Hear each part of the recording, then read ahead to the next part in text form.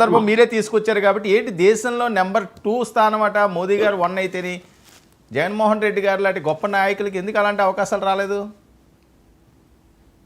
Sir paid ఇప్పుడు personality పెంచుకోవడానికి social మీడియాలో పెయిడ్ ఆర్టికల్స్ నడుస్తూ ఉంటాయి, లేకపోతే రకరకాల వ్యవస్థలు పెయిడ్ గా నడుస్తూ ఉంటాయి, రకరకాల సర్వేలు పెయిడ్ గా నడుస్తూ ఉంటాయి. అందులో భాగంగా దేనికని సనాతని అన్నందుకు ఈ దేశంలో 2వ పాత్ర ఇచ్చారా పవన్ కళ్యాణ్ గారికి?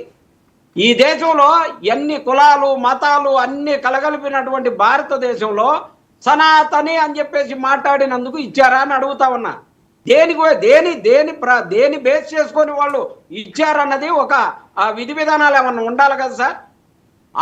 వాళ్ళకి నచ్చింది ఫాలోయింగ్ నచ్చిందో పవన్ కళ్యాణ్ గారు సినిమా చూసి ఇచ్చారో, జగన్మోహన్ రెడ్డి గారు రియల్ లీడర్ కదా ఆయన. జగన్మోహన్ రెడ్డి గారు సినిమా యాక్టర్ కాదు కదా సార్, ఆయన రియల్ లీడరు. ఆయనకి ఈయనకి పొంతనే ఉంటుంది సార్. ఈయనకి సినిమా రంగానికి ఇవ్వలేదండి, రాజకీయ పరంగానే ఇచ్చారు. అదే సార్ నేను చెప్తుంది, పవన్ కళ్యాణ్ గారికి సినిమా పరంగా ఇచ్చారా, రాజకీయ పరంగా ఇచ్చారా, లేకపోతే సనాతని అన్నందుకు ఇచ్చారా, ఎందుకు ఇచ్చారన్నది వాళ్ళు ఏమి ప్రత్యేకంగా మెన్షన్ చేసింది ఏమి లేదు సార్ అందులో. సో మీరు లైట్ తీసుకుంటున్నారు, అది అంతేనా? అసలు లైట్ గా ఏముంది సార్, సరుకు లేదు కదా, మేము చెప్పేది అది కదా. సరుకు లేదండి, ఇది వాస్తవమైనటువంటి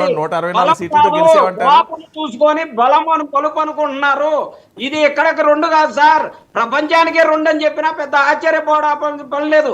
ఎందుకంటే అక్కడ ప్రధానమంత్రి గారు, ఇక్కడ పవన్ కళ్యాణ్ గారు, ఇక్కడ చంద్రబాబు నాయుడు గారు, ఇక్కడ పవన్ కళ్యాణ్ గారు, అన్ని సెకండే కదా. ఓకే, ఏంటి విజయ్ అసలు ఏమీ లేదంటే మీరేదో 164 సీట్లతో మేము వీరులమి సూర్యులమి అని చెప్పుకుంటున్నారట. గుడ్ ఈవినింగ్ అండి మీకు, ప్యానల్ సభ్యులకి, ప్రేక్షకులందరికీ గుడ్ ఈవినింగ్ అండి. ఇప్పుడు ఎంపీపీ జడ్పీటీసీలో వాటిలో చెప్పారు కదా సార్ 39 సీట్లు, 39 చిన్నరెడ్డి గారు నవ్వుతారు అనుకోండి. మీ సీట్లు మీరు గెలుచుకొని అదేదో పెద్ద కొండని పిండి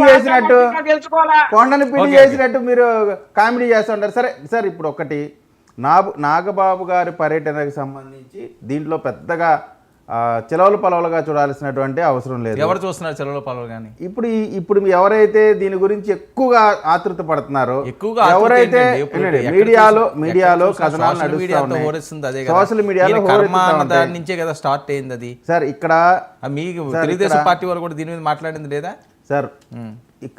పిఠాపురం కానీ, మంగళగిరి కానీ, లేదు కుప్పం కానీ, ఆంధ్రప్రదేశ్లోని 175 నియోజకవర్గాల్లో 3 పార్టీల కలయికతో వచ్చినటువంటి విజయం ఇది.